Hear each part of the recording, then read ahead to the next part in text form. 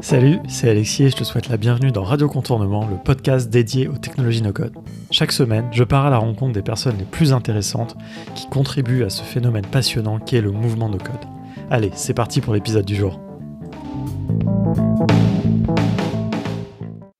C'est parti pour un nouvel épisode du podcast de Contournement. C'est la 11e saison et j'ai le plaisir aujourd'hui de recevoir Jean-Michel Durochet, le fondateur de TimeTonic. Un outil no-code français, de base de données, de tableur. Je suis curieux d'ailleurs de voir comment tu vas nous le présenter. Tu le feras sûrement beaucoup mieux que moi.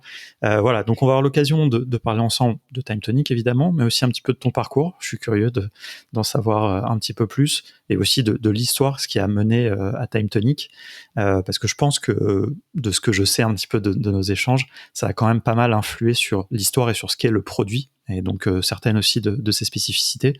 On reviendra là-dessus évidemment. Et puis voilà, et voir un petit peu comment ça s'inscrit dans ce mouvement no-code. Peut-être toi un petit peu ta vision de ce mot, de ce mouvement, de vous, comment vous vous positionnez là-dedans. Mais avant tout ça, ce que je te propose, c'est de te présenter, s'il te plaît. Super, merci beaucoup Alexis et de m'inviter à participer à ton émission.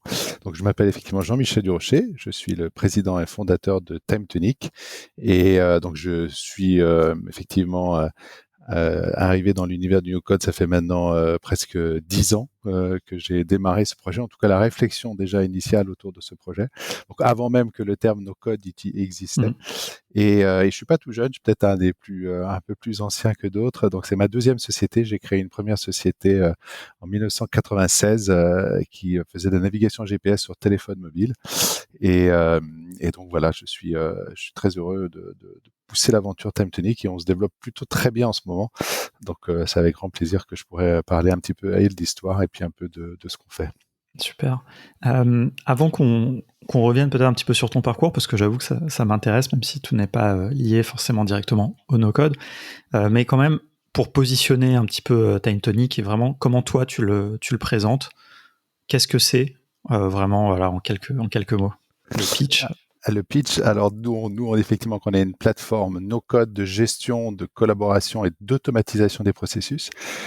C'est très important ce terme-là et on se rend compte que c'est quelque chose en fait qui plaît de plus en plus. On aura l'occasion d'en reparler, mais on vient de signer un très important contrat avec la PHP par exemple, les hôpitaux de Paris, 39 hôpitaux en région parisienne, et la partie workflow, gestion et ensuite les projets ou le suivi qui s'accompagne en fait partie. Et donc cette partie workflow automatisation, c'est vraiment une partie très importante du no-code et particulièrement une force aussi de TimeTonic.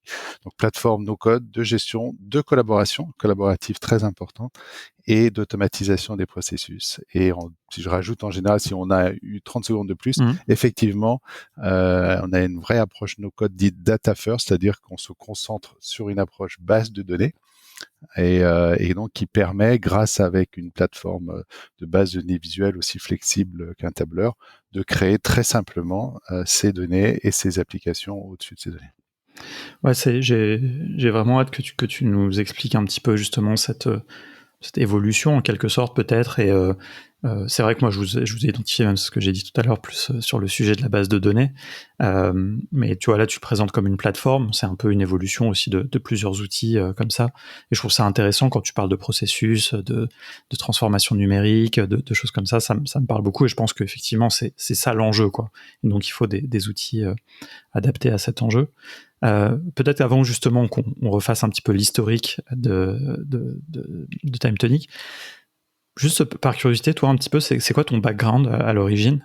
Quelles études t'as fait ? Oui, alors écoute, je suis franco-canadien, je suis né en France de parents canadiens, j'ai étudié pas mal en France et ensuite on est retourné au Canada où j'ai fait mes études, j'ai passé mon bac là-bas et j'ai fait mes études d'ingénieur, donc je suis ingénieur avec un master en mathématiques appliquées à la restauration d'images par ordinateur. J'ai travaillé pas mal dans des domaines assez techniques comme ingénieur. J'ai travaillé pour la restauration d'images par ordinateur. J'ai travaillé sur les essais non destructifs qui permettent d'inspecter des matériaux avec des ultrasons ou d'autres méthodes pour détecter des fractures, des inclusions, des corrosions avec des grands clients. On travaillait pour la NASA, on travaillait pour l'armée canadienne, inspecter des sous-marins, pour trouver des défauts dans les coques du sous-marin, etc. Et beaucoup en imagerie et effectivement reconnaissance d'images. Et ensuite, j'ai travaillé pendant plusieurs années chez Nortel au Canada, qui est Mm. donc qui était un équivalent de Alcatel, Siemens, Nokia, etc., qui n'existe plus. Donc on voit même les très grosses entreprises Mm. peuvent disparaître. Et souvent on nous dit que on est petit et que on est plus à risque que d'autres. Mais en fait souvent c'est les plus gros qui disparaissent avant les plus petits.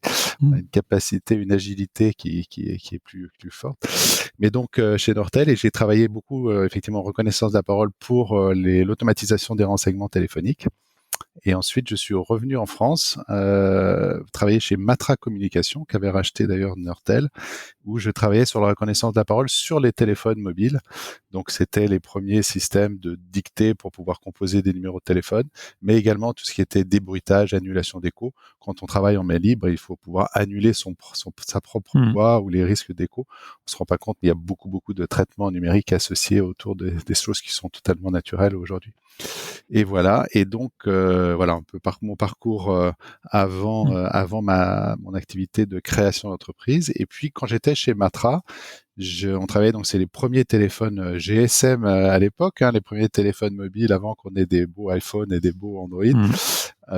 On avait les premiers téléphones qui permettaient de se connecter, d'abord de téléphoner, déjà une première chose en mobilité, et ensuite de se connecter à Internet. Et moi, je me suis dit, tiens, Matra commençait à développer des solutions, des téléphones justement connectés à Internet. Je me suis dit, tiens, si on combine Internet et mobilité, c'est vraiment génial. Qu'est-ce qu'on pourrait faire de plus? Et puis je me suis dit, mais en fait, c'est la position. Et donc j'avais lu pas mal de choses. J'aime bien la presse économique. J'avais vu que l'armée américaine allait démilitariser le GPS, qui avait une précision de 10 mètres Mm. pour les militaires, mais de 100 mètres pour les civils, et qu'ils allaient le démilitariser, ce qui fait qu'on allait avoir tous accès à une précision de 10 mètres. Je me suis dit, tiens, si on combine un téléphone plus Internet plus position, on va pouvoir faire plein de choses. Du guidage, la navigation GPS, de l'information de proximité, des cartes, des itinéraires et tout ça. Et donc je me dis, voilà, une idée géniale, moi qui avais envie de créer ma boîte. Et donc j'ai déposé un brevet. Ok. Avec ma femme d'ailleurs, on a travaillé sur ça, on a réfléchi à la solution, on a déposé le brevet, je l'ai proposé à Matra, qui m'a dit non, non, ça ne nous intéresse pas. Donc j'ai dit est-ce que je peux partir avec le brevet, et puis ils m'ont dit bah si vous voulez. Donc j'ai quitté et puis j'ai créé donc la première société Webraska, qui était l'idée de développer de la navigation GPS sur téléphone mobile. Donc si vous utilisez aujourd'hui Waze ou Google Maps, eh bien voilà, je suis l'inventeur. Malheureusement, j'ai pas fait fortune avec ça, quoique on a gagné quand même un petit peu de sous. La société s'est très bien développée, mais voilà, c'était la première aventure entrepreneuriale. Et le besoin, c'était déjà de l'autonomie, de pouvoir dire n'importe où, n'importe quand, je peux accéder de l'information très facilement. Et à l'époque, c'était un petit miracle. Quand on crée les premières applications connectées, on appuyait sur son téléphone, et puis j'avais mon disque dur sur mon ordinateur portable qui se mettait en marche parce que Mm. c'était extraordinaire. Je pouvais être au bout du monde et faire fonctionner mon ordinateur qui me renvoyait des informations. Donc il y avait un effet télécommande à distance qui était juste révolutionnaire, hein. Évidemment, tout ça c'est totalement évident pour nous tous maintenant, mais c'était déjà un peu assez extraordinaire. Et on s'est très bien développé. On a visé les opérateurs télécoms. SFR a été un des premiers en Europe à se lancer, et donc on a pu travailler avec eux, qui nous ont fait confiance. Premier contrat, je sais plus combien, 2 millions d'euros, 2 millions de francs, de 300 000 euros, et qui a propulsé la société. Puis ensuite, on a travaillé avec plus de 19 clients opérateurs. On avait 19 millions d'euros de chiffre d'affaires. On s'est très bien développé, on a levé des sous, et puis on a fini par être acheté par quelqu'un qui faisait de la gestion de flotte et des services de géolocalisation de véhicules, dans lesquels Ok. la navigation et la cartographie étaient un point important. Mm. Voilà. Donc ça c'est la première société, et ensuite j'ai travaillé pendant plusieurs années avec les personnes qui nous avaient racheté. J'ai quitté, j'ai travaillé comme directeur général d'une boîte américaine qui vendait de l'infrastructure aux opérateurs télécoms, qui étaient nos clients, dont je connaissais très bien. Et on a beaucoup développé le marché, développé plus de 400 clients opérateurs, passé de 40 à 400 en quelques années, et vendu avec des Vodafone, Deutsche Telekom, Orange, etc., des solutions de roaming qui permettaient donc de voyager et d'avoir son téléphone même quand on n'est pas dans son pays. Voilà, un petit peu. Et là, à un moment donné, je me suis dit, j'ai encore envie de recréer une Mhm. activité. Je réfléchissais et on arrive un peu au démarrage de TimeTonic. Et alors justement, attends, c'est intéressant parce que quel est le lien finalement? Alors, il me semble, si je dis pas de bêtises, mais tu vas nous raconter, mais que vous avez, en fait, TimeTonic est né d'une activité plutôt de service. En fait, vous avez Alors, développé ce logiciel. Enfin, c'était quoi un petit peu le... alors effectivement, quand j'ai recréé ma deuxième société, j'ai démarré par du conseil. Et donc, c'était une activité de conseil auprès d'un certain nombre d'entreprises au niveau numérique, au niveau développement commercial. Et donc, il se trouve que les gens avec qui je travaillais avaient des outils de gestion qui étaient particulièrement compliqués. Il fallait utiliser des outils, des ERP, des systèmes de notes de frais compliqués, des ERP complexes, etc. Puis je me dis, mais pour mon besoin, pour le besoin de mes équipes, quand je travaille avec des équipes, etc., il manque un outil simple pour pouvoir gérer soi-même son activité et le travail de ses collègues ou des gens avec qui on travaille, créer ses propres outils. Et le premier besoin, c'était de me dire, mais il faut vraiment simplifier au maximum. C'était de pouvoir dire, par exemple, j'ai un truc qui m'horripilait, c'était les notes de frais. Et quand on Mhm. voyage beaucoup et qu'on a des sacs ou des enveloppes pleines de notes de frais et qu'on les saisit un mois après parce qu'on n'a pas le temps de laisser au fur et à mesure parce que l'outil est trop complexe et pénible à utiliser, puis qu'on les perd parce que du coup on a perdu quelque chose et on perd pour 2000 € de remboursement, on se dit merde. Donc, Mhm. et je me suis dit, donc, il faut trouver une solution simple. Et donc, j'ai inventé TimeTonic d'abord pour ça. C'était, je pouvais envoyer un SMS avant qu'on ait un peu les smartphones avancés. Je pouvais envoyer un SMS et je notais plus 33 péages. Et je pouvais mettre une pièce jointe et ça y est, j'avais saisi mes notes de frais. Donc, il y avait une notion de messagerie et de micro-tableur. C'était comme ça que je l'appelais à l'époque. Un micro-tableur où on pouvait enregistrer des informations puis ensuite les consulter. Quelle année, là, à peu près? Donc là, on est 2014, où on a commencé, où vraiment je me suis commencé à développer. Voilà, je te disais, ça va faire 10 ans à peu près. En 2014, 2013, l'idée. 2014, on a eu la chance de travailler avec Orange. En fait, l'Orange Fab nous a pris sous son aile. Ils avaient un incubateur de start-up, si Mhm. tu veux. Et donc, je suis arrivé avec cette idée de messagerie intelligente, de micro-tableur. On pouvait à la fois communiquer, partager des informations, mais noter et saisir des données de manière simple et ensuite travailler là-dessus.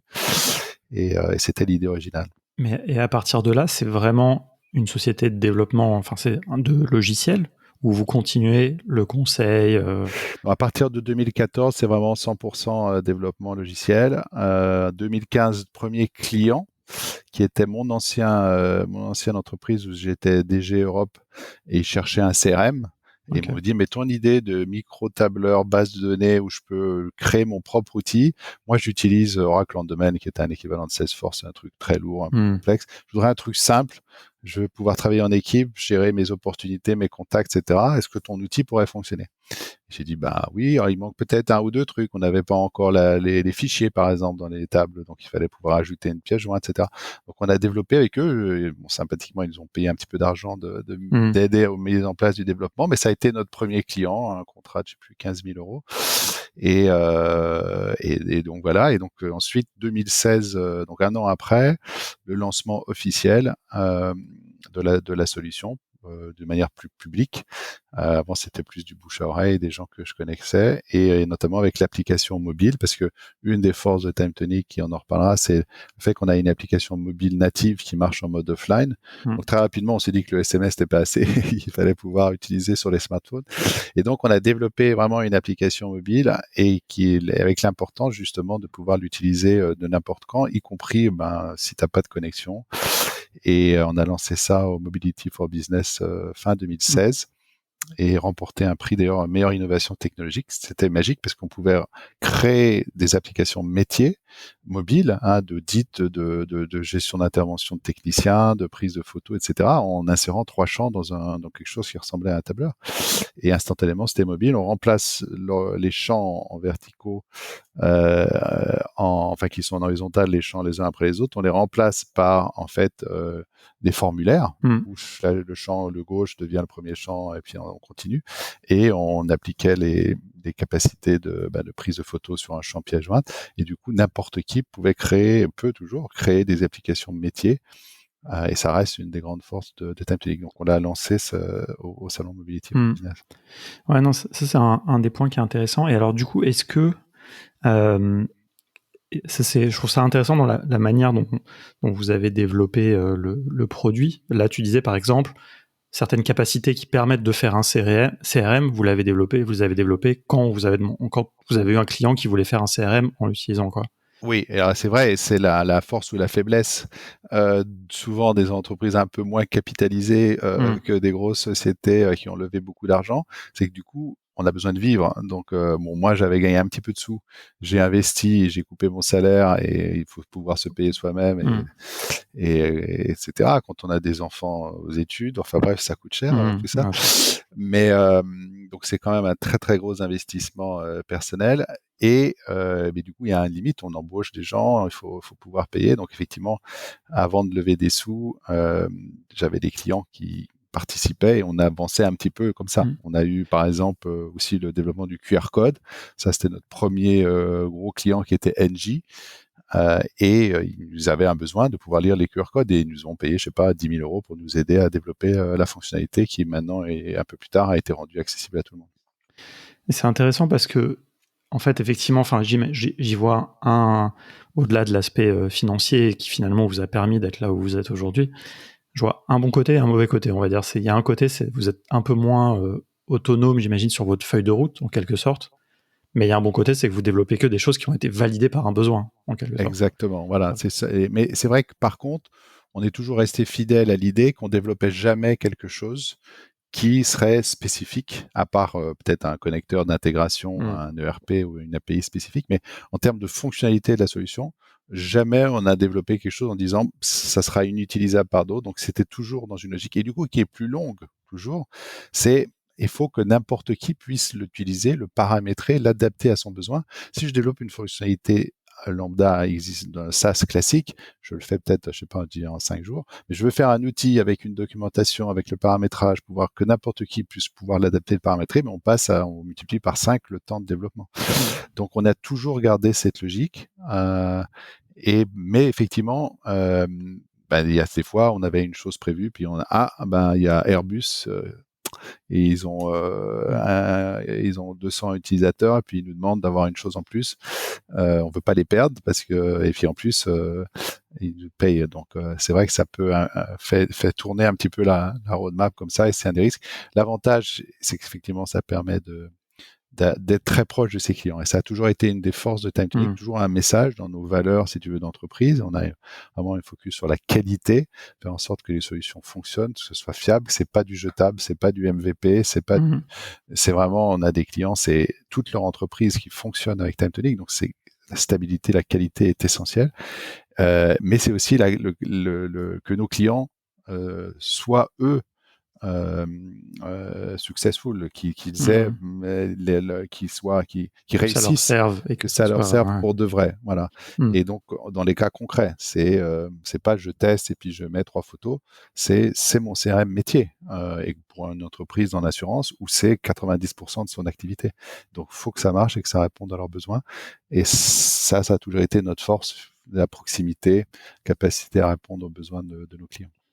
Ouais, non, c'est très intéressant. Enfin, tu vois, l'exemple de l'application mobile qui fonctionne hors ligne, donc tu l'as mentionné déjà, c'est effectivement, je pense, un de vos points forts, et c'est une fonctionnalité qui, je pense que dans la communauté, enfin, dans les gens qui sont pas forcément très familiers avec les logiciels, j'ai envie de dire B2B, mais bon, c'est pas forcément le bon terme, mais ne comprennent pas forcément. Mais en fait, c'est une vraie problématique. Moi, je me souviens des missions pour GRDF, par exemple, à l'époque. Et ben, quand les gens ils sont sur des chantiers au milieu de nulle part, c'est un vrai truc, quoi. C'est-à-dire ils ont énormément besoin. Avant ils faisaient avec du papier, des constats. Ils font encore beaucoup, hein. Et ils le font encore beaucoup, malheureusement. Enfin, mais justement pour vous, tant mieux, puisque il y a un gros marché encore. Il y a un marché, mais par contre, vraiment le fonctionnement offline, etc. Alors que nous, on va dire en tant que maker un petit peu particulier, on a un peu cette sensation qu'on est dans une connexion constante, persistante, de qualité. En plus, ça c'est un truc très occidental, j'ai envie de dire, parce qu'en plus il y a plein de pays où malheureusement c'est pas du tout le cas, mais même sur des contraintes de terrain et tout. Et ça, je trouve que c'est un aspect que je trouve très intéressant dans vos développements, quoi, cet ancrage avec des vraies réalités professionnelles et business qui peuvent peut-être un peu échapper à aussi des choses qui sont un peu plus flashy, enfin qu'on voit un peu dans le monde des startups, qui est un peu dans le monde du no-code, quoi. Effectivement, reprenant sur le mode offline, il y a vraiment des choses très intéressantes qui sont essentielles pour des clients. On a des choses auxquelles on ne pense pas. Des gens qui travaillent à la frontière avec un autre pays, par exemple la Suisse, eh bien, en fait, le réseau saute constamment, donc ils ont des pertes de connexion. Et dans les situations au travail, où je vais aller faire un audit pour un chantier, où je dois aller faire une intervention d'installation, eh bien, si j'ai plus de réseau à ce moment-là, c'est très compliqué. Donc, on a vraiment ces modes offline. Parfois, même quand il y a du réseau, il y a des clients qui vont quand même basculer en mode offline pour faciliter la saisie, éviter qu'il y ait des lenteurs, des pertes de données, etc. Mais le téléphone lui-même reste en mode connecté. C'est-à-dire, je peux recevoir un appel si jamais j'ai de la réseau, mais ma saisie, je la fais en mode offline. Ça fait qu'elle est propre, elle est claire, et puis automatiquement, ça se resynchronise après. Et ça reste effectivement un de nos points importants. On travaille avec du Engie, avec du Vinci, Alstom, Thales, Quali-Consult, qui font des contrôles qualité, hygiène, santé, environnement, de l'audit immobilière, avec la gestion de logements sociaux chez Adoma, 850 résidences pour des logements sociaux. Donc ça reste effectivement des besoins de mobilité qu'on peut adresser avec la même flexibilité. Toujours, moi je te dis, j'insère un champ et instantanément je rajoute un bouton sur mon application mobile, je resynchronise si j'ai du réseau, et ça y est, mon application elle fonctionne. Et c'est magique pour les utilisateurs de créer leur application mobile native qui se fait en 30 secondes, quoi. C'est très impressionnant. J'ai envie de faire un petit exercice, c'est de te proposer de présenter un petit peu TimeTonic. Alors c'est pas facile, tu peux pas partager ton écran, tu vas devoir expliquer, mais un petit peu pour que les gens comprennent, puisqu'on a un petit peu parlé de l'évolution, mais un petit peu aujourd'hui, quoi. C'est-à-dire, si je viens, je m'inscris, qu'est-ce que je vais voir, à quoi ça va ressembler, et qu'est-ce que je vais pouvoir faire. Avec plaisir. Donc, en plus, on est très heureux parce que comme on travaillait beaucoup avec les clients, on n'a jamais développé le self-onboarding, c'est-à-dire l'auto-découverte de l'outil. Ça a toujours été quelque chose de secondaire par rapport à d'autres, évidemment, grands acteurs du no-code. Et donc, on avait ce qu'on appelle en anglais, on avait une approche sales-led growth, c'est-à-dire c'était les clients qui poussent le développement de la société plutôt que le produit, product-led growth, qui sont plus connus pour des grands où on focus d'abord sur le produit, donc sur l'adoption initiale de l'utilisateur. Et il se trouve qu'on vient de lancer depuis le mois de juillet la capacité de payer en ligne. Ce qui n'existait même pas. On est obligé d'avoir un devis, une facture, et on a lancé le mode gratuit, ce qui n'existait pas aussi. Donc, on peut l'utiliser de manière gratuite, indéfinie, l'application. Donc ça, c'est des choses importantes quand on veut offrir ce mode d'utilisation. Mais donc, tu démarres dans TimeTonic, tu peux démarrer gratuitement, et la première chose que tu vas voir, c'est que tu vas avoir des espaces de travail de modèles. Tu peux créer à partir de modèles. On va te proposer des modèles en français et des modèles en anglais sur tout un tas de métiers. D'ailleurs, quand tu t'inscris, on te demande si tu es plutôt pour la gestion de projet, la gestion commerciale, la gestion de technicien, sur les grands métiers qu'on couvre très bien avec des très bons modèles ou autres. Et du coup, tu vas pouvoir prendre une copie de ce modèle et démarrer ensuite. Et quand tu ouvres qui devient ton application, ton espace de travail, tu vas avoir sur la gauche toutes tes tables de données. Et donc, pour rappel, nous, on a une approche de type base de données visuelle, c'est-à-dire que la philosophie, c'est de dire, plutôt que de développer une application en se concentrant sur l'interface, on se concentre sur la donnée. Et c'est quand on pense low-code, no-code, on pense beaucoup justement qu'on va prendre du glisser-déposer, qu'on va créer des interfaces. C'est pas du tout l'approche de TimeTonic. C'est vraiment une approche de dire, je vais construire une base de données avec des tables de données. Si je prends un CRM, par exemple, c'est 4 tables de données. Ça va être mes clients, mes opportunités, mes contacts, mes activités. Donc, tu vas avoir tes 4 tables de données, et dans chaque table de données, comme dans un tableur Excel, tu vas avoir des champs, des lignes et des colonnes. Chaque ligne correspond à un enregistrement, par exemple un client, une facture, un devis, un contact, une opportunité commerciale, et chaque colonne correspond à un type de champ, un champ. Donc on a une trentaine de types de champs, et là tu peux évidemment les combiner pour créer des centaines de champs différents. Donc, tu vas avoir un champ texte, un champ date, un champ pièce jointe, un champ formule, ou un champ lien, puisque c'est une base de données relationnelle. Tu vas pouvoir créer un lien entre tes opportunités commerciales et tes clients si tu es en B2B par exemple. Et donc, tu vas créer à partir de ces tables de données, tu vas donc construire ta structure de données et ensuite, tu vas pouvoir choisir comment tu veux visualiser et manipuler c'est ton application qui se construit. Tu vas pouvoir voir en vue Kanban, en vue timeline, en vue Gantt, en vue tableau croisé dynamique, y compris éditable, très très très très utile. Est-ce que tu veux essayer d'expliquer ce que c'est un tableau croisé dynamique? Parce que, Pardon. Il y a quand même beaucoup de gens. Non, mais c'est un vrai challenge et tu vois, c'est intéressant que tu en parles parce que je pense que c'est quelque chose qui échappe à pas mal de gens, qui est très propre au tableur, mais que vous proposez aussi. Oui, effectivement, bonne.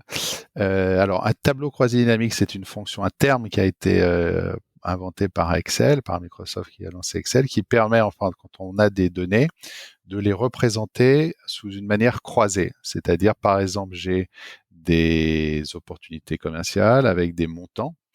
Eh bien, donc j'ai une ligne par opportunité et pour chaque ligne, je vais avoir un montant, une date, par exemple, et le nom de l'opportunité. Mais moi, ce qui va m'intéresser, c'est de le voir, par exemple, je voudrais par mois combien j'ai d'opportunités. Donc, j'ai besoin de croiser une information qui est la date ou le mois qui est associé à la date et une autre information qui va être le montant. Et donc, si tu regardes juste un tableau comme ça, tu peux prendre une ligne, enfin surligner tes montants et tu vas voir le détail qui est affiché. Mais si tu veux le voir de manière structurée mois par mois, une vue table normale, tu peux pas. Tu es obligé de faire une autre manière. Donc, un tableau croisé dynamique, et en time technique, ça se fait en un clic. Tu vas juste dire, voilà, mes rangées, ça va être par exemple mes opportunités. Mes colonnes, ça va être mes mois ou les dates. Et la valeur de la cellule de ce tableau vont être les montants. Et donc, automatiquement, ensuite, tu vas choisir est-ce que tu veux en faire la somme, en faire la moyenne, le nombre d'unités, ou si tu veux le rendre éditable. À ce moment-là, ça va créer une ligne. Donc, tu vas pouvoir directement éditer également ta cellule. Et l'édition est très intéressante. Par exemple, si tu fais des notes de frais ou des feuilles de temps. Imagine des feuilles de temps. Tu peux avoir tes dates, tes jours. Et puis en rangée, tu as tes projets. Et donc, tu peux dire, le 3 juillet, j'ai travaillé 3 heures et tu fais juste taper au croisé entre mon projet et ma journée, tu tapes le montant. Et en fait, ça va créer une ligne avec des notes, des feuilles de temps, c'est 4 colonnes, hein, la date, la personne, le projet et le nombre d'heures travaillées. Donc, ça va créer une ligne à ce croisement-là, combiner ces 3 informations du nombre d'heures. Voilà, c'est peut-être un peu technique, je ne sais pas si ça s'entend bien à la radio. Non, écoute, les auditeurs, les auditrices nous diront, mais franchement, moi, je trouve ça assez impressionnant. Et je pense qu'effectivement, je vois bien l'intérêt que ça peut avoir. Après, il faut arriver à maîtriser ça un petit peu, à le conceptualiser, mais ouais, non, en tout cas, ça montre aussi, je pense, tu vois, un petit peu ces cas d'usage, j'ai envie de dire. Dans la communauté no-code, on a assez vite tendance, je trouve, des fois un peu à cracher sur Excel ou sur Google Sheets, un petit peu de mépris pour ces outils un peu du passé. Or, on le sait, c'est des outils extrêmement puissants. Je veux dire, Excel, c'est hyper puissant. Et il y a notamment des cas d'usage qui sont plutôt mieux faits dans un tableur. En tout cas, dans moi, ce que j'ai l'habitude de faire, par exemple, avec Airtable. Mais tu vois, là, de ce que tu nous dis, il y a aussi, vous prenez en compte certaines choses qui sont... tu vois, qui vont bien s'adapter, je pense, à des usagers qui avaient beaucoup l'habitude d'Excel, par exemple. Oui, et parce qu'effectivement, Excel, c'est un peu le premier outil no-code. Hein. Quand tu écoutes, d'ailleurs, j'avais écrit un article là-dessus, quand tu écoutes Steve Jobs, qui a lancé donc l'Apple, l'Apple II, pour ceux qui on connaissent un petit peu l'histoire d'Apple, mais ils ont été un des premiers à lancer donc les ordinateurs personnels. Et s'il explique, c'était plutôt un outil pour des geeks. Hein. C'était un ordinateur, mais c'était comme les radios amateurs. Hein. C'était des gens qui testaient des machins dans leur coin et qui aimaient bien la chose. Et ce qui a vraiment fait décoller l'appel de eux, ça a été quand ils se sont adressés aux entreprises. Et le premier killer app, à part le traitement de texte, ça a été le tableur. Parce que c'était un miracle à l'époque. Tu pouvais, tu avais des lignes, des colonnes, tu mettais des chiffres, tu voyais tes résultats, tu pouvais les sauvegarder, tu pouvais générer des graphiques, et c'était vraiment miraculeux. Et quand tu écoutes Steve Jobs, c'est vraiment ce qui a fait décoller la machine. Et c'est intéressant d'ailleurs le parallèle par rapport à l'ordinateur personnel ou au tableur, par rapport aux outils métiers, parce que souvent on nous dit dans le no-code, est-ce que j'achète un logiciel qui fait une chose, ou est-ce que je vais prendre plutôt un outil que je vais pouvoir un peu personnaliser et construire? Et si tu regardes à l'époque de l'ordinateur personnel, il y avait des machines de traitement de texte numériques avec des écrans qui ne faisaient que du traitement de texte. Il y avait des Wang qui ne faisaient que ça. C'était des ordinateurs dédiés et c'était une entreprise qui était extraordinaire. Et tu prends un ordinateur personnel avec un outil de traitement de texte, en fait, ils ont balayé complètement ces industries spécifiques qui n'avaient qu'un logiciel qui ne faisait qu'une chose.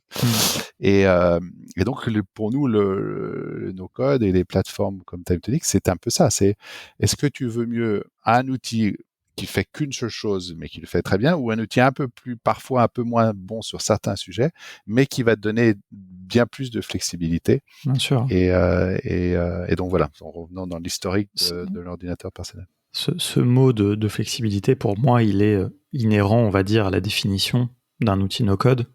No-code, après, c'est un peu un terme, bon, ça veut un peu tout et rien dire, finalement, c'est un peu un terme marketing aussi, que moi j'aime bien parce qu'il nous rassemble, mais tu vois, si on parle de flexibilité, de choses comme ça, voilà, c'est là tout de suite, on peut construire des choses, tu as dit plusieurs fois d'ailleurs, qu'on construit des outils avec TimeTonic, et ça pour moi c'est très important. Ceux qui veulent faire un CRM, ils le peuvent, ceux qui veulent gérer leurs notes de frais, ils le peuvent, et puis tout ça peut aussi se connecter. Et alors tu évoquais un peu plus tôt aussi la partie plus un petit peu automatisation, tout ça. C'est-à-dire que là, si on continue, on a bien vu tout ce qu'on pouvait faire, on va dire, d'un point de vue des données. Ouais. À partir de là, si on continue un peu. Effectivement. Et c'est là où on rentre un peu plus dans la partie plateforme plutôt que seulement base de données, et dans l'évolution un peu de la manière dont on présente TimeTonic. C'est qu'en fait, on se rend compte qu'évidemment, les besoins, et je prends souvent l'exemple d'un ordinateur. Un ordinateur, ça va être trois choses. Il y a une interface, un clavier, un écran. Il va avoir de la mémoire. Je vais avoir mes informations. Et puis, je vais avoir un processeur. Je vais pouvoir faire du calcul autour de tout ça. Et une application, c'est un peu la même chose. Il faut de l'interface, il faut des automatisations, il faut des données. Nous, on part de la donnée. Donc, c'est super important parce que ça donne la maîtrise, l'autonomie, et c'est critique. Et c'est une approche pour moi qui de toute façon, on voit d'ailleurs avec du chat GPT, l'AI, on en parlera sûrement. Mais en fait, l'interface n'a pas tellement d'importance. Ce qui est important, c'est l'information. Qu'est-ce que tu veux faire? Quelle décision tu veux prendre? Quelle gestion tu veux en faire? Quel partage tu veux en faire? Et donc, la maîtrise de ces données est clé. Et ça, c'est la force de TimeTonic. On est une plateforme française, RGPD, on stocke de manière très sécurisée nos données. On a d'ailleurs beaucoup d'initiatives là-dessus. Et donc, ça permet de centraliser les informations au même endroit et, comme tu le disais, de créer des liens entre des données. Donc, un lien entre ton CRM et puis tes projets, et tes fournisseurs, et tes clients, et tes factures, et tes interventions, etc., y compris avec d'autres outils. Ça, on aime beaucoup. C'est l'API. Et ça, c'est un des aspects énormes des automates du no-code. C'est les fameuses API qui permettent d'entrer les outils, de se connecter entre eux. Et ben, les API vont permettre de rajouter des données dans la plateforme qui viennent d'autres outils et qui, du coup, deviennent accessibles à l'interface TimeTonic, aux utilisateurs TimeTonic. Donc, je peux avoir des données qui viennent de SAP avec des fournisseurs ou des factures qui viennent d'un outil de facturation. Mais je vais pouvoir créer un lien entre mon fournisseur et ma facture et mon client et mon CRM de manière totalement simple et transparente parce que ça devient une donnée comme une autre dans TimeTonic. Donc, la partie base de données, encore une fois, pour moi, c'est cœur de l'approche de TimeTonic, mais c'est pas suffisant, effectivement, pour créer une plateforme complète. Donc, il reste la partie visualisation. On en a parlé un tout petit peu sur les tableaux croisés dynamiques, des Kanban, des timelines et des formulaires. On en reparlera sur les workflows. Mais sur la partie traitement, il y a effectivement une partie importante qui est l'automatisation, voire des règles de gestion et de calcul. On oublie souvent la partie calcul d'ailleurs. Et donc, dans TimeTonic, on avait initialement en automatisation des automatisations natives très, très puissantes, que d'ailleurs, les concurrents que tu nommais n'ont toujours pas. C'est la capacité, par exemple, à générer automatiquement des PDF à partir de modèles Word ou Excel. Donc, tu peux générer tes devis, tes contrats, tes factures en quelques clics et du coup après les automatiser dans tes workflows complets. On avait également et on a toujours l'automatisation de calcul. Donc on sait se synchroniser avec par exemple des tableurs Excel parce que ça reste une formidable manière de faire des calculs. Et du coup, on peut associer un champ de TimeTonic avec une cellule de Excel et donc pouvoir avoir un calcul de hauteur de charge, d'informations biologiques, d'informations d'économie d'énergie, de tout ce qu'on veut, à partir de calculs complexes qui sont faits à l'extérieur. Donc ces automatisations existaient, mais pour les automatisations plus de type workflow en action, on utilisait Zapier, qui est toujours disponible, mais on a rajouté effectivement des briques d'automatisation sur les choses clés que les utilisateurs le font le plus et qui font gagner énormément de temps, réduisent les coûts et simplifient l'interface. Donc on peut aujourd'hui envoyer un email directement de manière native dans TimeTonic. Ça, c'est très important. Je peux envoyer, on parle un peu de workflow. J'ai un formulaire de demande d'achat. Je peux envoyer une demande de validation à quelqu'un qui va recevoir. L'email va arriver automatiquement et en plus, il y aura le lien vers l'information, la fiche, le formulaire dans TimeTonic pour pouvoir l'utiliser. Et il y aura un bouton de validation, par exemple. Enfin, ça se justement Exactement. Le process, ouais. Donc, donc l'email, donc dans les automatisations, je vais avoir informer quelqu'un qui a quelque chose à faire. Ça peut être partager un document, une facture, mais ça peut être aussi dans un workflow. Mais effectivement, après, quand tu ouvres du coup la fiche TimeTonic, eh bien, en fait, qui représente tes données que tu avais dans ta table, mais de manière encore une fois verticale, en formulaire, beaucoup plus riche d'ailleurs que certains concurrents, beaucoup mieux structuré. On peut grouper les données. Et donc, on l'utilise vraiment en outil de gestion au quotidien. Il n'y a pas besoin de rajouter d'interface par-dessus. Ça reste l'outil de gestion quotidien. Et donc, c'est effectivement, il suffit d'avoir un bouton statut validé, une checkbox qui se transforme en bouton. Et donc, tu vas pouvoir rajouter des informations. Et dans un workflow, par exemple, donc beaucoup de gens l'utilisent de plus en plus pour les workflows, effectivement, ce qui est une des forces de TimeTonic, c'est que tu vas pouvoir créer des vues pour chaque étape de ton workflow. Par exemple, la déclaration, c'est toujours la même table de données, mais tu vas masquer un certain nombre de champs à cette étape.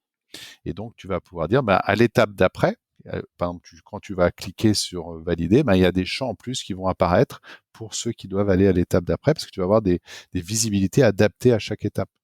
Et ça va te permettre, donc, d'étape en étape, en jouant sur les vues et en jouant sur la visibilité, de créer des workflows complets de validation, de suivi, d'achat, etc. Et donc, l'automatisation d'envoi d'email et de modification de valeur, justement, je vais modifier mon statut lorsque j'appuie sur un bouton où un certain nombre d'informations ont été remplies. Je vais changer la valeur de mon statut, donc qui va changer de vue. Donc, la personne qui va y accéder dans une nouvelle vue, d'une autre manière, avec des champs en plus, ou d'autres qui disparaissent, ou d'autres qui deviennent grisés parce qu'ils sont plus accessibles. Donc, ces automatisations, donc modification de valeur, envoi d'email, très important. On a rajouté la possibilité d'envoyer de créer des invitations Outlook parce que les agendas, les partages de rendez-vous, c'est toujours très important. On a rajouté la possibilité de créer des lignes de données, ce qui est aussi très intéressant. Par exemple, par exemple, on vient de signer avec des gens dans l'automobile, en réparation automobile. Ils ont un véhicule qui rentre, ils ont besoin de le saisir. OK, formulaire simple. En plus, nous, on a du QR code. Donc, tu es en atelier, tu scannes le QR code, tu as le formulaire qui apparaît, paf, tu remplis tes informations, ça rentre dans TimeTonic. Et ensuite, tu vas le visualiser, par exemple, sous forme de Kanban, mais tu vas pouvoir déplacer d'étape en étape dans ton workflow. Eh bien, tu vas pouvoir loguer chaque changement de statut. Et ça te permet quoi? Ça te permet de savoir combien de temps on est resté à l'étape diagnostic, combien de temps on est passé à l'étape peinture ou n'importe quel process. Et donc, ces logs vont permettre ensuite d'avoir des statistiques qui vont te permettre d'améliorer. L'amélioration continue, c'est d'abord de mesurer pour pouvoir ensuite essayer d'améliorer ces processus. Et voilà, donc ça, c'est des optimisations vraiment très intéressantes. C'est très utile aussi pour faire de la récurrence, pour créer de la comptabilité auxiliaire. Tu veux créer deux entrées, une entrée à gauche, une entrée à droite quand tu fais telle action. Donc, tout ce genre de choses vont être très utiles. Et enfin, on a rajouté une automatisation aussi qui est l'intégration avec OpenAI pour pouvoir ajouter des magnifiques traitements avec l'équivalent de ChatGPT dans TimeTonic, où on peut faire des choses assez impressionnantes, je dois dire. Super, super intéressant. Merci pour ce tour d'horizon. Bah écoute, je saute sur l'occasion tu mentionnes OpenAI. C'est quoi un petit peu toi, ton avis? Déjà un peu général, je suis curieux de savoir aussi, de par ton expérience un petit peu dans la tech et de tous ces moments, t'évoquais aussi l'ordinateur personnel, tout ça. Est-ce qu'on vit un peu une révolution et qu'est-ce que toi ça te fait dire par rapport au monde du no-code et par rapport à TimeTonic? Est-ce que là vous avez fait une intégration? Est-ce que vous avez envie d'aller plus loin? Est-ce qu'il y a besoin d'aller plus loin? Enfin voilà, plein de questions d'un coup, mais... Oui, l'AI, l'intelligence artificielle, effectivement, je pense que tout le monde le constate, ceux qui sont un peu de près là-dedans. Initialement, je pense que certaines personnes pouvaient considérer que c'était un peu du gadget, parce qu'on a vu beaucoup de choses arriver sur des chatbots, sur des tas de choses qui marchaient plus ou moins bien et qui ont été retirées de Twitter parce que ça générait des tas de choses horribles. Et là, vraiment, c'est un saut d'étape. C'est l'équivalent effectivement du passage de l'arrivée de l'ordinateur personnel, ensuite l'arrivée d'Internet et du cloud, l'arrivée du mobile, et maintenant c'est vraiment une étape comme on en voit effectivement tous les 10 ans ou voire tous les 100 ans, parce que là c'est vraiment un saut énorme, euh, et, et la puissance quand on l'utilise, effectivement c'est très impressionnant, voir la capacité à faire plein de choses, d'analyser des données, traduire, résumer, interpréter, générer des histoires d'enfants aussi bien que du code en Python. C'est très très très impressionnant, et surtout quand on sait que on est au tout début, quoi. Vraiment, on a compris quelque chose, on a compris qu'en entraînant des modèles sur cette méthode, le modèle large langage, et encore, pour le moment, on va en inventer d'autres méthodes de faire, mais dans 10 ans, c'est parfois un peu effrayant de se dire effectivement tout ce qui va se passer. Donc oui, je pense que c'est, pour répondre à ta première question, c'est effectivement quelque chose de très très très très important. En termes de bénéfices ou de rapport par rapport déjà à la société, je pense qu'évidemment, comme tout le monde, comme tout outil, tu peux créer des bombes atomiques ou tu peux créer des génies nucléaires pour t'alimenter et puis de réduire tes émissions de gaz à effet de serre. Donc tu peux faire des choses terribles et des choses extraordinaires, et on va voir les deux. Malheureusement, je pense qu'on va avoir beaucoup de choses horribles avec l'IA. Quand on voit des Trump et des fake news, et on se dit que ça va être terrible, les manipulations publiques, c'est ce qui me fait le plus peur, c'est tout ce côté effectivement capacité à influencer les gens avec des choses fausses, et ce que ça va générer derrière. Mais le côté extrêmement positif, effectivement, c'est la simplification, et pour moi, c'est la valeur aussi du no-code. C'est-à-dire, je vais pouvoir, sans programmation, faire des choses extraordinaires. Je vais pouvoir interroger, réaliser, sans parler même de créer d'outils. Déjà, à partir simplement de l'outil lui-même, il offre cette capacité. Donc pour moi, c'est un magnifique exemple de nos codes. Et quand tu combines les deux, et c'est pour ça que je redis, je pense que notre approche data first, en disant ce qui est important, c'est la donnée, quel que soit ton outil, évidemment, tu veux tes données, tu veux pas que ce soit les données du voisin, tu veux pas que le voisin voit tes données, et donc que tu puisses avoir une plateforme qui va centraliser tes informations, qui va te permettre de les sécuriser et de créer des applications et des informations autour, devient extrêmement clé. C'est pour ça que je pense que l'approche plateforme, data, et derrière on crée toutes ces applications et clés. Et si tu regardes enfin si je te montre des présentations de TimeTonic il y a 10 ans, il y avait data égale IA, parce que on a besoin d'entraîner les données, et donc depuis le début ça a été le même besoin. On avait même déjà un nom pour notre chatbot qui s'appelait Sam à l'époque, et la vision était de pouvoir demander à Sam, parce que l'étape d'après, alors on a les automatisations qui sont déjà extraordinaires. On parlera des étapes 3 et 4 de TimeTonic. Là, on a fait 2 étapes déjà. L'étape 1, c'est l'entraînement pour l'aide en ligne. Donc aujourd'hui, on peut entraîner sur des vidéos YouTube, sur du Zendesk, sur nos PDF. Donc tu peux poser des questions, comment utiliser TimeTonic. Donc ça, c'est l'entraînement sur nos propres données en utilisant OpenAI. Le deuxième étape qu'on a fait, c'est l'intégration pour les automatisations. Donc je peux dire, effectivement, je clique sur un bouton où j'ai un email qui arrive. Eh bien, je veux faire du traitement sur le texte de l'email. Par exemple, est-ce que son contenu est urgent? oui ou non. Et si oui, fais-moi un résumé et envoie-moi l'email au service support ou à la bonne personne pour dire, bah tiens, il y a un email urgent qui était en russe, mais le voici en français et voici Mhm. le résumé et puis tu peux commencer à travailler. Et ça, cette fonction de traitement de données en masse, là, on discute avec des gens effectivement qui traitent des milliers d'emails par jour. Mhm. C'est énorme parce que ça va permettre de simplification et d'accélération de traitement. Donc ça, c'est déjà disponible et nous, on l'utilise de manière très simple aussi sur des choses, encore une fois, en termes de no code. C'est, par exemple, on a des numéros de téléphone qui arrivent. Quelqu'un s'inscrit, il met un numéro de téléphone. Ou j'ai un formulaire de saisie où on a des partenaires qui nous envoient des leads. On a des formats dans tous les sens. Des fois, il y a marqué mon numéro de téléphone est, il n'y a pas d'espace, il y a des espaces, il y a un plus 33, il n'y en a pas. En Suède, tu as entre 7 et 8 chiffres, mais pas toujours, ça dépend de certains cas, dans certains Ok. pays. Enfin, donc, essayer de faire un code qui va traiter une string de caractères, une chaîne de caractères pour dire forme-moi ça bien juste pour mettre le bon indicatif Mhm. devant, plus un espace entre chaque deux chiffres, parce qu'en français, c'est plus simple pour le commercial, c'est plus facile à lire s'il y a de l'espace. Eh bien, tu veux créer un code qui fait ça, honnêtement, tu te casses la tête, quoi. C'est vraiment impossible à faire.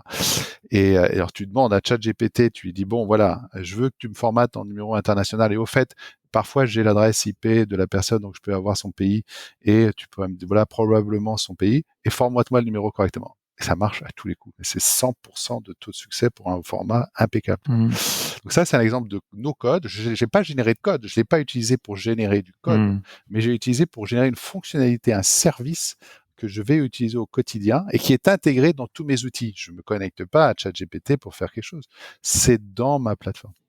Donc ça, c'est étape 1, étape 2 qui existent déjà dans TimeTonic. Et effectivement, l'étape 3, c'est pouvoir dialoguer avec ces données. Mhm. C'est-à-dire que j'ai mes données, mais j'aimerais bien pouvoir lire, poser des questions, euh, prévoir et modifier. Ben, moi, j'aimerais bien pouvoir dire, tiens, je sors d'un rendez-vous, au fait, mon statut de mon projet Air France, il est terminé, et tu envoies un email au client pour lui dire que je lui envoie le Mhm. devis dans 2 jours. Et ça, c'est évidemment, ça nécessite que ce soit tes données, ça nécessite que ce soit intégré. Donc là, il y a des gros problèmes de RGPD. Pour le moment, on le fait pas avec OpenAI, on teste d'autres plateformes. Mhm. Et il y a des problèmes de sécurité, de confidentialité, etc. Mais voilà, l'étape dialogue est pour moi l'étape 3 qu'on a prévu de faire dans TimeTonic. Et après, il y a l'étape 4 qui va être effectivement après pouvoir générer potentiellement ton application en termes d'interface aussi, que ce soit la partie données, la partie automatisation ou la partie interface. Donc ça, c'est les étapes 3 et 4 sur lesquelles, voilà, je t'ai dit, on C'est était assez ouais. transparent sur notre Ouais, vision. ouais, non, Mais, c'est super, c'est hyper intéressant. C'est quoi un peu parce que j'imagine que c'est des sacrés challenges. Euh, c'est quoi les deadlines, enfin, ou un peu ce que vous espérez atteindre comme date eh ben, c'est assez impressionnant comme on va vite. Tu vois, les 2 premiers, ça s'est fait en quelques semaines. Les étapes 3 et 4 sont plus compliquées à cause de la confidentialité. Pas Hmm. tellement, enfin, il y a une partie de difficulté de traitement, d'éviter les hallucinations qui vont générer Hmm. évidemment des grosses erreurs inacceptables. Le gros problème qu'on a, c'est effectivement trouver des outils qui vont nous permettre d'avoir la maîtrise.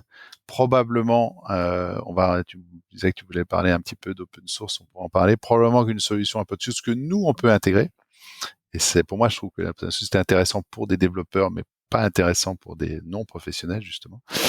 Mais c'est donc une capacité, effectivement, à pouvoir éventuellement intégrer peut-être des modèles entraînés à l'extérieur.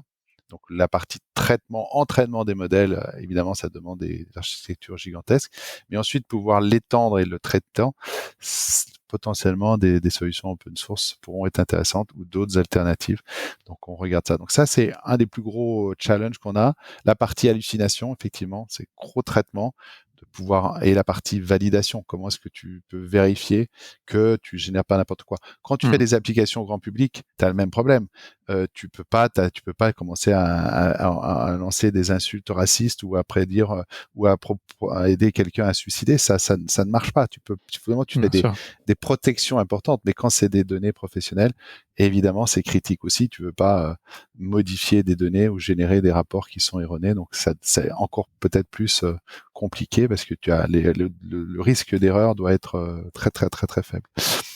Mais donc, en termes d'horizon, on se donne entre 12 et 24 mois pour avoir ces deux étapes construites, au moins pour une première version d'étape 3 et de l'étape 4, donc le dialogue et la génération à partir de ce qui existe, mais avec une logique. Quand on parle de plateforme Time2Nic, en termes de vision, on est convaincu que justement cette approche donnée est critique et qu'une approche sécurisée est très très importante, en particulier évidemment en Europe.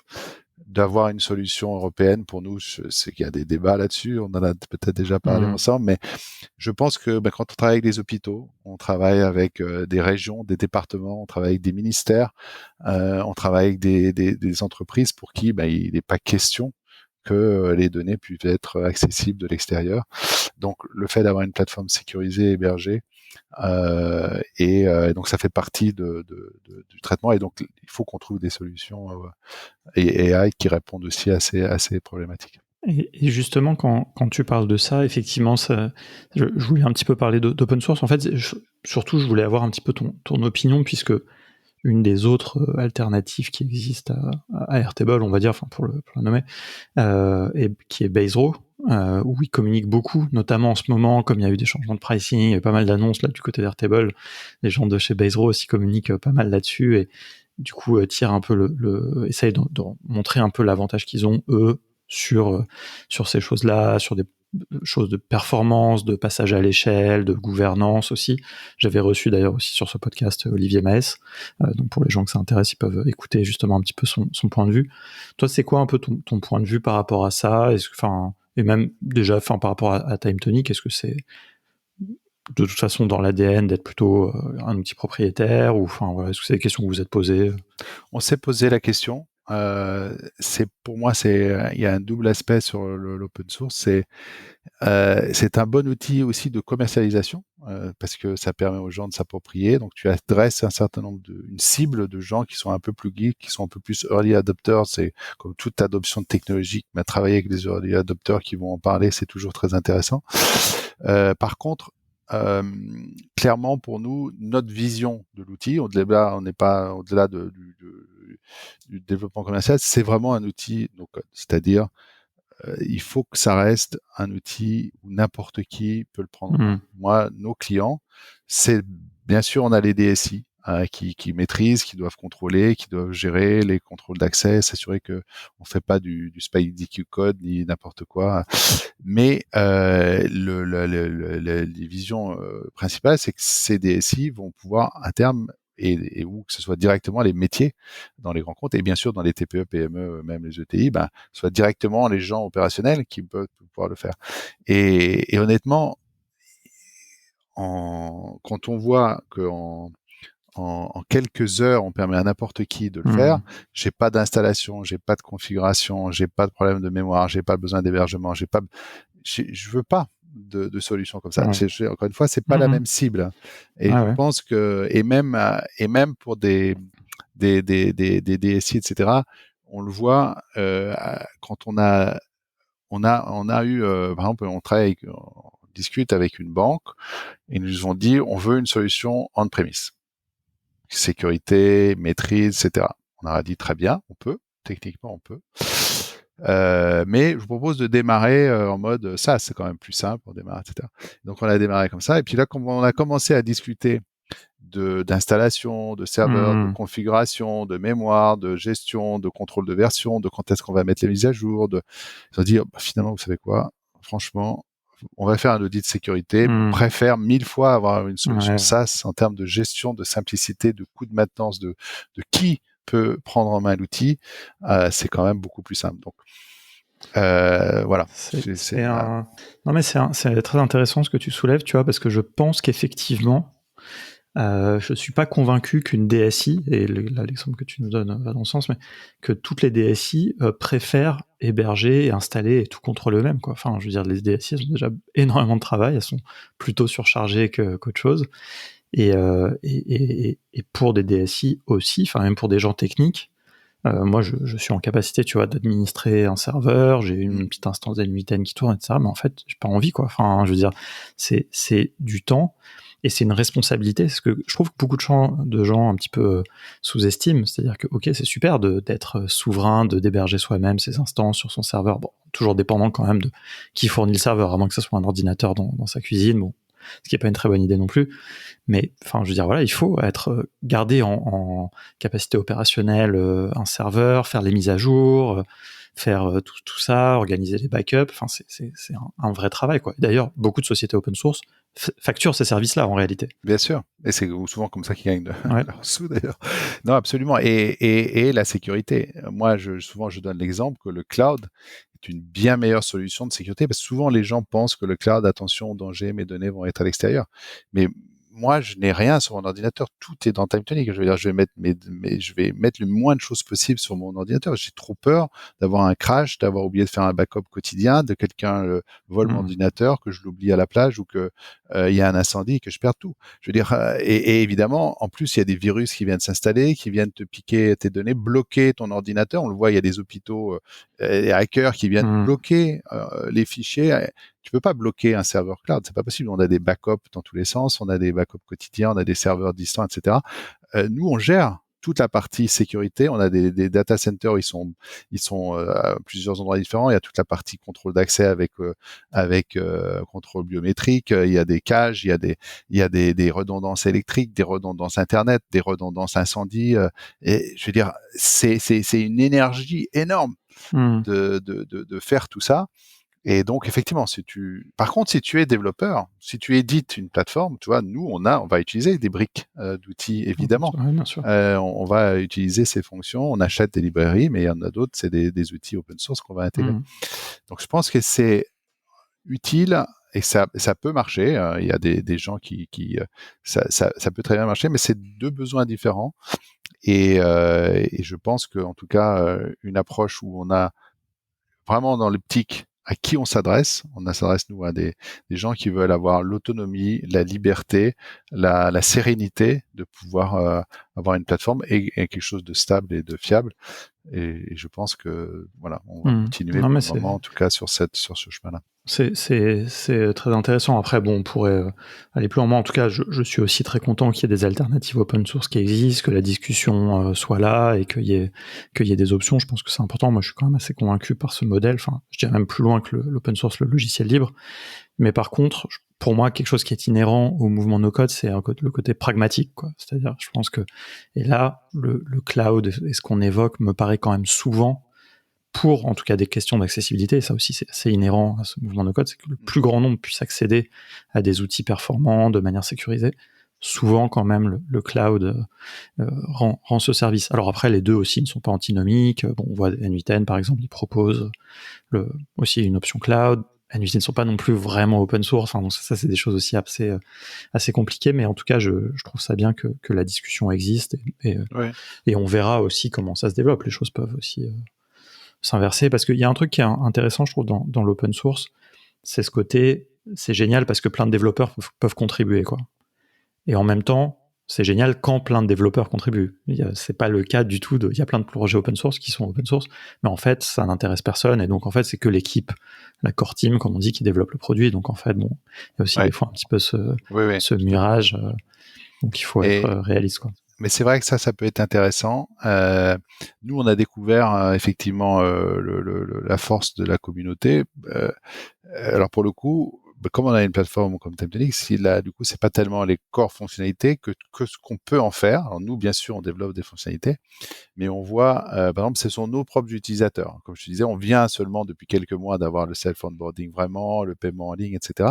Mais on avait nos propres utilisateurs qui ont créé eux-mêmes un Slack qui s'appelle les Timetoniciens, et c'est eux, ils disaient, nous, on voudrait bien discuter, pourquoi? On n'a pas le temps, on a déjà des clients, il faut lui envoyer un devis, ou là, j'ai pas le temps de ce rendez-vous. Mais, et en fait, ils l'ont créé, et tu connais bien ça, évidemment, après avoir créé le forum No Code sur Slack, mais c'est énorme, effectivement. La force de la communauté peut être un formidable atout. Et donc ça, c'est un des avantages potentiels de l'open source.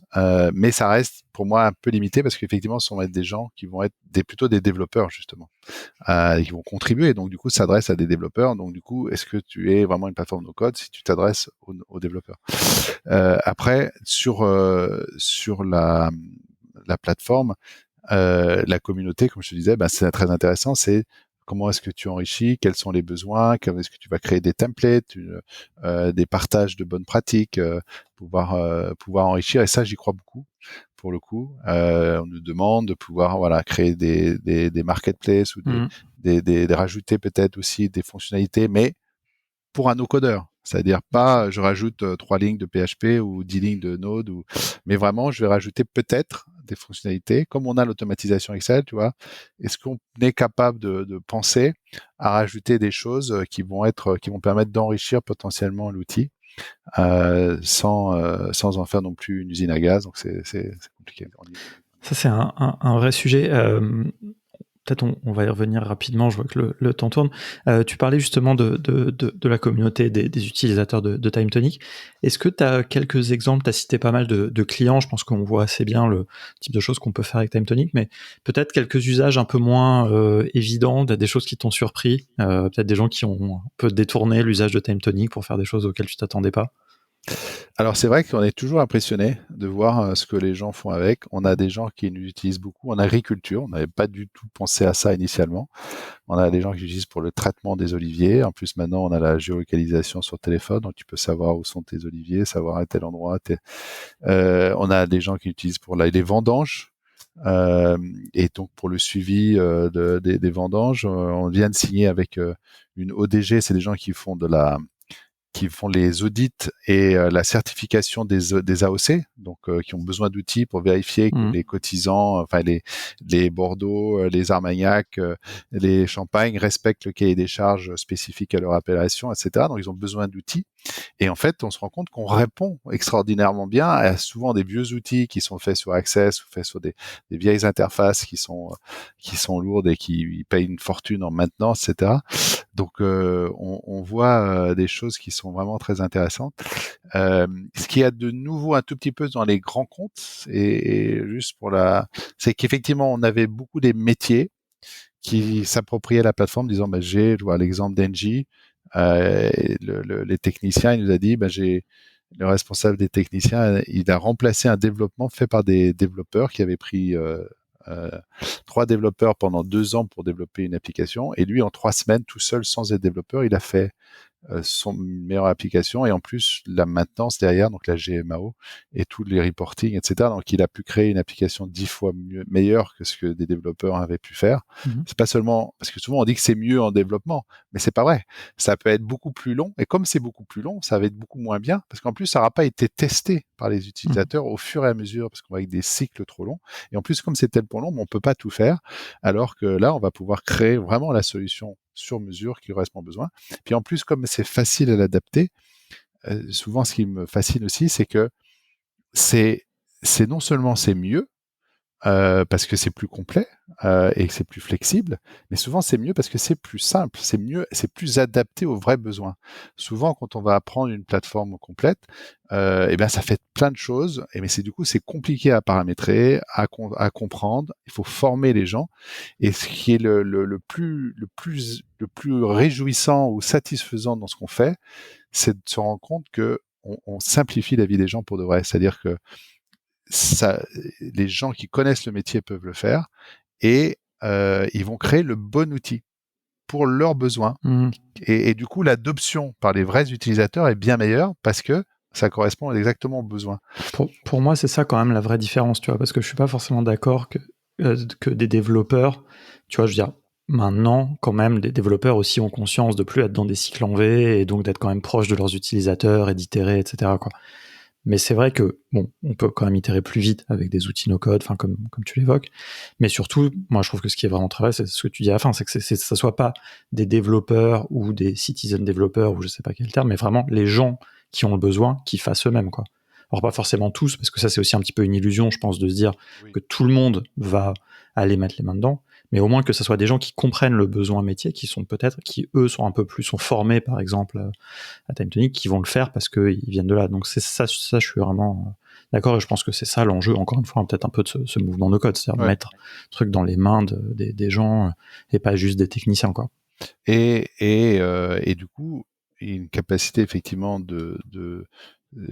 pour continuer dans ça, comme tu le dis, c'est les personnes qui connaissent le besoin, du coup, arrivent à résoudre beaucoup mieux le problème. Et donc, si tu es une DSI, je reprends l'exemple parce qu'on a beaucoup de grands comptes, mais si tu es une DSI, même si tu as 1000 personnes et tu as 100 000 personnes derrière, si à la place d'avoir 100 développeurs, tu en as 10 000 qui créent leurs propres outils et qui répondent à leurs problématiques, non seulement tu enlèves la frustration, tu augmentes la capacité d'innovation, mais tu augmentes la motivation parce que les gens ont enfin les bons outils qui correspondent à leurs besoins. Donc, tu peux pas te battre quand tu es contre 10 000 personnes alors que tu es que quelques dizaines. Et ça, c'est effectivement très fort. Et cette satisfaction qu'on voit chez les équipes métiers d'avoir le bon outil, que ce soit eux qui l'aient fait ou qu'ils aient contribué facilement parce qu'on peut répondre rapidement. Et ça, c'est pour ça aussi, par exemple, juste pour revenir 2 minutes sur TimeTonic là-dessus, c'est qu'on a nous créé des capacités de créer des vues miroirs que tu vas te permettre d'isoler la base de données pour que tu vois uniquement une partie des données. Et donc, tu vas voir uniquement ce qu'on te permet de voir, mais ça te permet de simplifier énormément l'interface. Et je vais voir que les 3 champs dont j'ai besoin à cette étape où il y a des informations, mais je vais pas voir tout ce qui est la mécanique derrière. Et ça aide énormément sur l'adoption et la simplification de l'interface. Super. J'ai une dernière petite question un peu où je suis curieux de savoir, est-ce que vous, en interne, vous utilisez TimeTonic et plus généralement un petit peu comment vous vous organisez? C'est quoi un petit peu de travailler chez TimeTonic d'un point de vue, on va dire, opération, quoi? Alors, oui, bien sûr, on l'utilise en plus, nous, parce que dans TimeTonic, il y a une partie discussion de chat intégré, donc par espace de travail et par enregistrement. Hein. Tu peux avoir plusieurs zones de chat. D'ailleurs, tu peux avoir, par exemple, on utilise comme outil de ticketing. Donc, si tu as un ticket qui est ouvert par le client, on va avoir un chat avec le client et puis nous, on va avoir un autre chat interne. Tiens, au fait, comment on répond à tel besoin.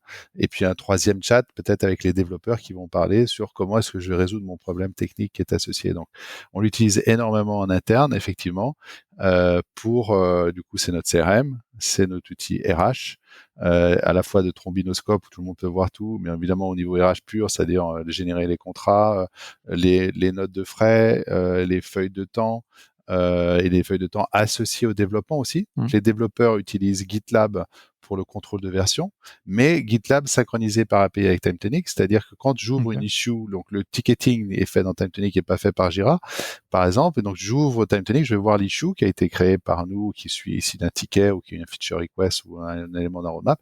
Je vais voir quand j'ouvre ma feuille de mon issue, de ma tâche à faire, de mon feature, je vais avoir les informations du client, tiens, les specs, le lien vers la table des spécifications. Je vais avoir les détails de réalisation. Je vais avoir le temps passé. Les développeurs vont taper leur temps, donc ça va avoir le temps passé, ce qui va me permettre d'avoir des statistiques sur combien de temps on prend sur telle chose ou quand on doit facturer si on facture. Et le lien GitLab, c'est-à-dire que j'ai également le log automatiquement. Tiens, tel contrôle de version a été fait, donc je peux cliquer et ouvrir un GitLab pour avoir le code directement associé à la fonctionnalité. Donc ça, c'est partie dev, ticket, beaucoup CRM. Alors du coup, les automatisations, les envois de mails, les formulaires, les liens avec d'autres outils d'automatisation par exemple de Brevo, anciennement Sendinblue, qui font des emails en masse. Donc nous, on va pouvoir créer des listes, les intégrer dedans et avoir des automatisations sur l'ouverture, ce qui fait que si j'ai un contact, je peux voir s'il a assisté à 3 webinaires ou ouvert 5 fois ma newsletter, créer des automatisations après pour dire tiens, il est peut-être temps de le rappeler aussi. Donc beaucoup sur ces aspects CRM, beaucoup de développement, ticketing. Je t'ai pas demandé d'ailleurs combien vous êtes chez alors aujourd'hui, on est une quinzaine de personnes en interne et on a un certain nombre de partenaires extérieurs, en plus de nos partenaires certifiés TimeTonic. On a aujourd'hui une quinzaine de sociétés qui sont certifiées et qui nous accompagnent en réalisation, en apporteur d'affaires, ou en formation. On a une entreprise Zeli qui est les trois, hein, porteur, intégrateur, et qui fait également certifié Calliope, qui fait des formations certifiantes de Time Tonic en ligne et en personne chez eux ou chez les clients. Donc Est-ce que c'est un choix de rester petit, entre guillemets, déjà 15, c'est bien, hein, mais je veux dire, justement d'avoir peut-être un écosystème autour avec peut-être cette logique d'intégrateur, etc., qui est plus aussi, justement, dans le logiciel mais en fait, pro. C'est un choix, et c'est aussi une réalité. C'est que on est profitable et on vit de nos on n'a pas levé 10 millions. Peut-être qu'un jour on le fera, mais on est profitable. On gagne plus d'argent qu'on en dépense. Et pour ça, voilà, tu fais ton calcul, 15 personnes, bien notre chiffre d'affaires. Voilà, on n'est pas énorme, mais on est déjà bien. Voilà, on a dépassé le million depuis un moment, et puis on vise les 2, les 5, les 10, etc. Mais donc on se développe bien, mais on développe à un rythme mesuré, responsable, qui est en ligne avec à la fois notre capacité à traiter les demandes des clients, mais aussi à simplement les financer par rapport à ça.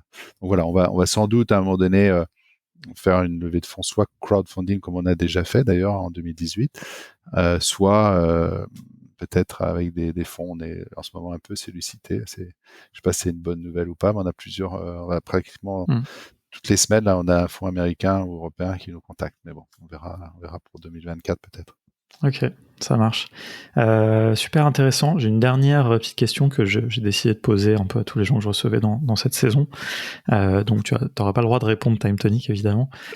Si aujourd'hui tu devais te former, tu vois, je sais pas, on va dire, tu décides de te réorienter professionnellement pour devenir consultant, no-code, dans le domaine un peu que tu veux, mais à quel outil tu te formerais? Qu'est-ce qui peut être quelque chose d'établi? Tu peux me dire aussi, je me formerai au code, ou je sais pas, tu vois, mais quel est un petit peu si tu devais réaliser le genre de choses que tu pourrais faire avec Time Tonic, mais... J'ai droit à plusieurs réponses ou une seule? Oui, non, plusieurs. Enfin, l'idée, c'est de voir un petit peu sur quoi tu parierais, tu vois, pour l'avenir. Ouais. Quelque chose qui te donnerait un métier un peu viable, quoi.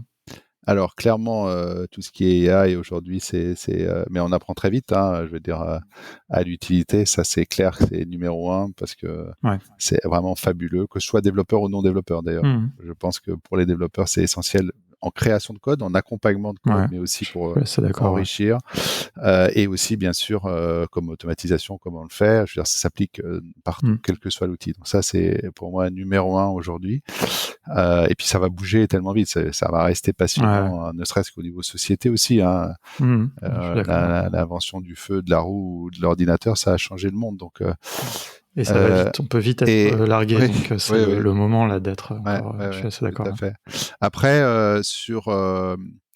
moi personnellement, je suis ingénieur. J'avoue que je suis très content de connaître le code quand même, parce que du coup, je comprends les choses, même si je suis pas mon CTO m'a débarqué du développement il y a quelques années déjà, mais c'est moi qui ai fait la première version du code de Time Tonic. Mais là, j'ai plus le droit d'y toucher au code depuis un moment. Mais je pense que c'est quand même intéressant pour comprendre. Il y a une rigueur qui est intéressante.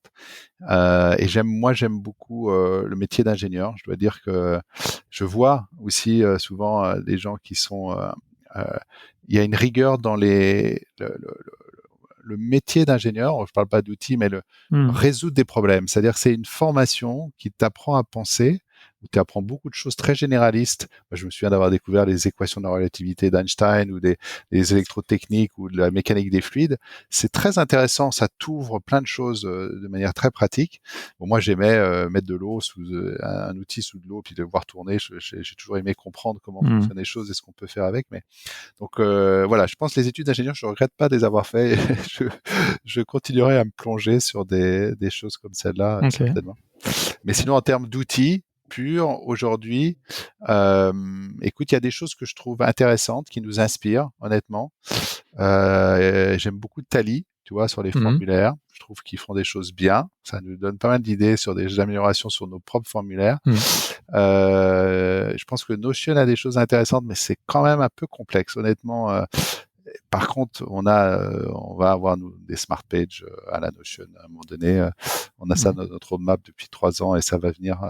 Et je pense qu'on va faire des choses intéressantes. Je pense qu'il y a des outils qui sont inspirants, peut-être un peu trop simple par rapport à notre vision qui est il faut dans l'univers no code une plateforme. C'est un peu le message. Et tu peux greffer plein d'outils, mais c'est pas mal d'avoir un cœur de plateforme. Je sais que toi tu utilises beaucoup évidemment une autre boîte américaine qui commence par un A, mais TimeTonic, c'est une plateforme comme ça où tu peux construire et greffer les outils. Et je pense que c'est intéressant d'avoir une logique un peu plateforme quand on veut se lancer vraiment, quand on est une entreprise, une société ou même un freelance, d'avoir un peu un cœur sur lequel on va un peu construire le reste. Et c'est un peu ce qu'on a envie d'être. On veut être un cœur plus européen, plus français, plus proche, mais on veut rester le cœur de nos utilisateurs. Super, bah écoute, c'est presque poétique comme conclusion.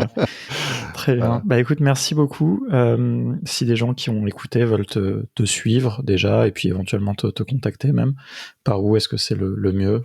LinkedIn, c'est souvent ce que j'utilise le plus. Je suis aussi sur le Slack No Code, parfois un peu trop. J'essaie de moins y être, mais en tout cas sur mais je suis parce qu'on a en plus notre propre Slack de TimeTonicien, donc je suis plus là-dedans. Et effectivement, sur LinkedIn, c'est le bon moyen pour me joindre facilement. Ok, super. Bah, je mettrai les liens de toute façon dans les notes de l'émission. Et puis, écoute, on va suivre avec attention ce que vous faites. Et puis, peut-être que dans 1 an ou 2, ou quand justement vous serez au step 3 et 4 de l'IA, on pourra s'en reparler. En tout cas, on suivra ça. Et puis, un petit peu l'évolution, justement, cette vision plateforme et cette évolution un petit peu qu'on observe, cette professionnalisation aussi un peu des outils. Et vraiment, je trouve ça très intéressant. Donc, on va suivre ça avec attention. Super, merci beaucoup Alex et bravo encore pour tout ce que tu fais sur la communauté, sur la vulgarisation et c'est extraordinaire, bravo. Merci beaucoup, c'est très gentil. Merci. Merci beaucoup d'avoir écouté cet épisode jusqu'au bout. Si tu entends ce message, c'est vraiment que tu es allé jusqu'au bout de l'épisode et certains sont très longs, donc vraiment je t'en remercie. Il ne me reste qu'à te souhaiter une bonne semaine en attendant le prochain épisode. Si jamais tu veux être sûr de ne pas le rater, je te recommande de t'abonner dans ton outil de podcast préféré.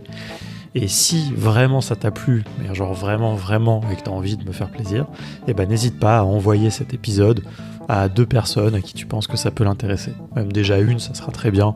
Je dis 2 pour copier le fameux gimmick de génération Do It Yourself. Allez, à bientôt.